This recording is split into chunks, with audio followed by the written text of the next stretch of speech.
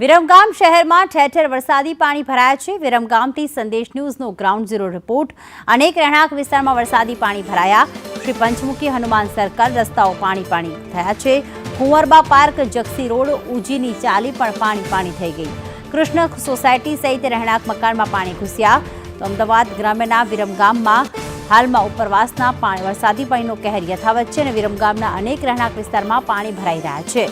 હજુ પણ નથી ઓસર્યા વરસાદના પાણી। વરસાદના વિરામ બાદ વિરમગામના વરસાદના ઉપરવાસથી પાણી હજી ચાલુ જ છે ને પંચમુખી હનુમાન સર્કલ હોય મુખ્ય રસ્તાઓ હોય તે હજી પણ પાણીમાં ગરકાવ।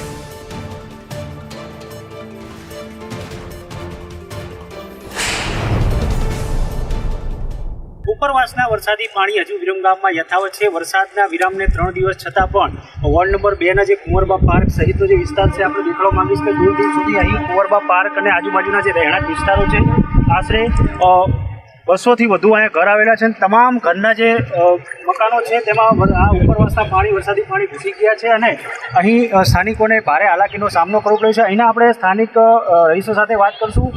કાકા શું કહેશો, આ કેટલા ઘરો છે અને શું પરિસ્થિતિ? લગભગ અહીંયા કને 200 ઘર છે અને પબ્લિક બધી રહી છે અને અઠવાડિયા ઉપર થઈ ગયું। અહીં કને જે પાણી ભરાણું છે તંત્ર આનું કોઈ દેખભાલ કરતું નથી કે અત્યાર સુધી અહીંયા કને કોઈ જોવા નથી આવી કે નથી આ પાણીનો કોઈ નિકાલ કર્યો। રજૂઆત હોવા છતાં આ લોકોએ કોઈ ધ્યાન દોર્યું નથી।